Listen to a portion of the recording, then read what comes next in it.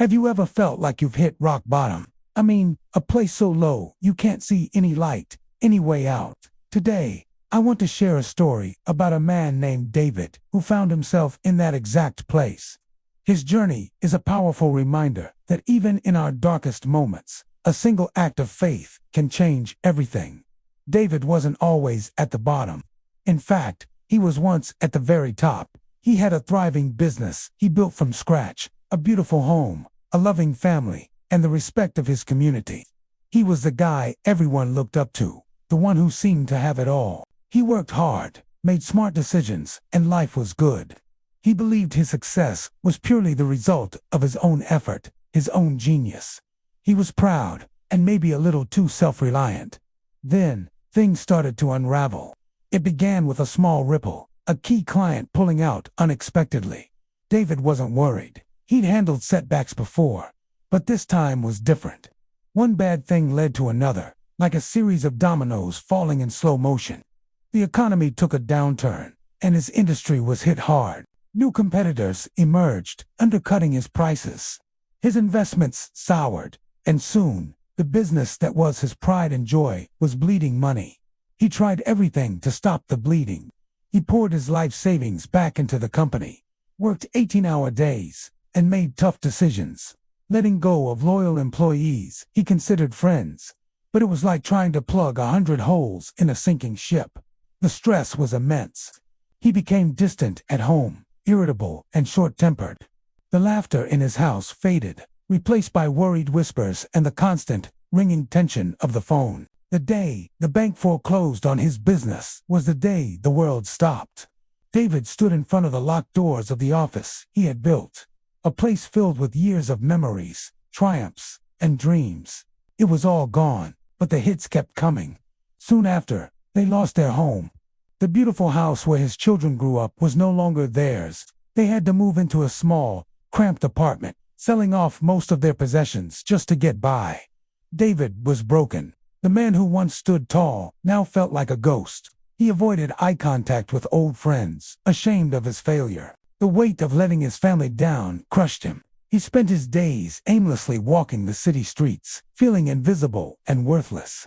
He'd lost his business, his home, his friends, and worst of all, he felt he had lost himself.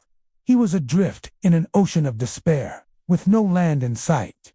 One cold evening, feeling more alone than ever before, David found himself walking past an old, humble church. He wasn't a religious man. He hadn't stepped inside a church since he was a child, but something pulled him in. Maybe it was the warm light spilling from the windows, or maybe it was just a desperate need for a moment of quiet, a shelter from the storm inside his own head. He slipped into a back pew, the heavy wooden door closing with a soft thud behind him. The sanctuary was empty and silent.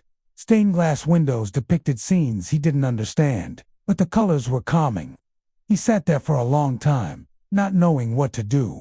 All the strategies, the business plans, the relentless drive that had once defined him were useless here. He was completely and utterly helpless. And in that moment of total surrender, for the first time in his life, David prayed. It wasn't a formal or eloquent prayer. It was a raw, desperate cry from the heart.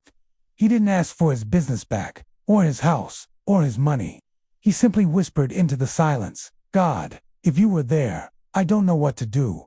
I have nothing left. Please, just show me the way. Help me."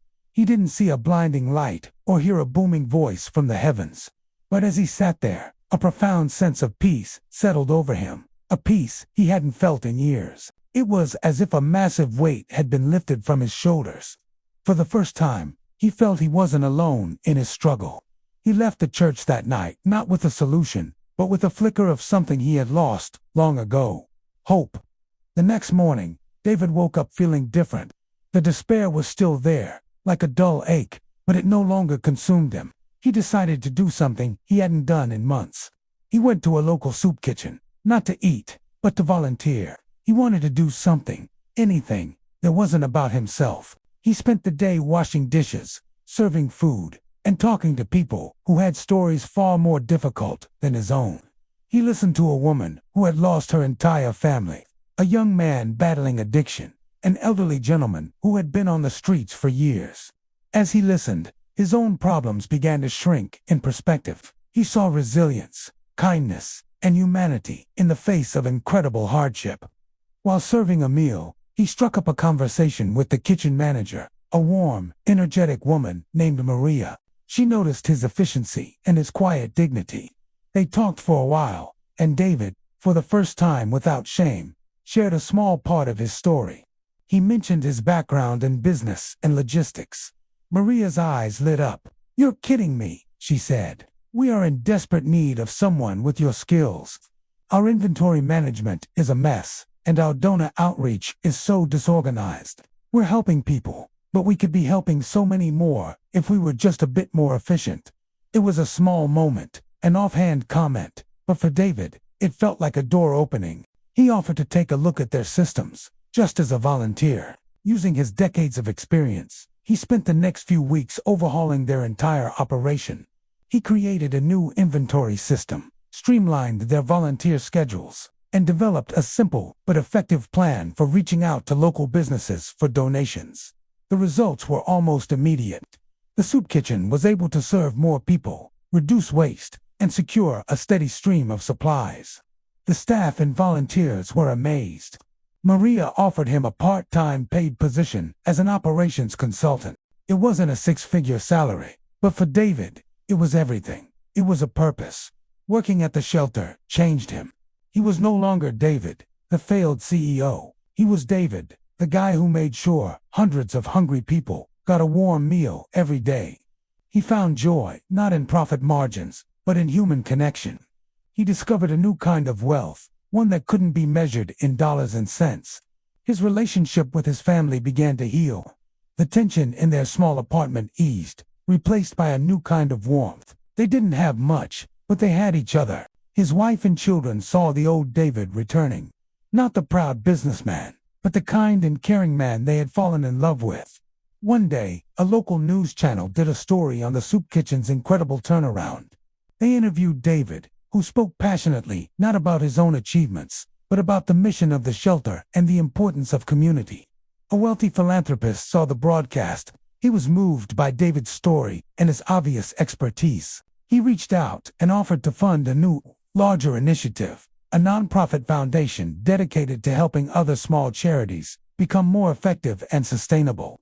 And just like that, David found himself at the helm of a new organization, one that was even more impactful than his old business. He was using all the skills he had honed over the years, but this time, for a different purpose. His work wasn't about building a personal empire. It was about building a better world, one small act of service at a time. David's life was rebuilt, not on the foundation of wealth and success, but on a foundation of humility, service, and faith. He never forgot that cold night in the empty church. That simple, desperate prayer hadn't magically given him back what he lost. Instead, it had opened his heart to something far greater.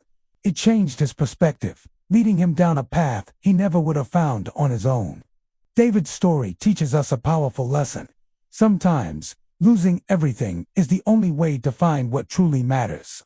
Rock bottom doesn't have to be the end. It can be a new beginning. It can be the solid ground upon which you build a new, more meaningful life.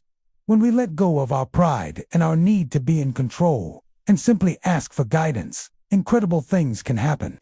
That prayer didn't just change his destiny, it revealed it. So if you're feeling lost today, if you feel like you've hit your rock bottom, remember David. Take a moment, find a quiet place, and just ask for help. You might be surprised at the path that opens up before you. Thank you so much for watching. If this story touched you, please give this video a like, and consider subscribing for more content like this. Share it with someone who might need to hear it today. Until next time, take care.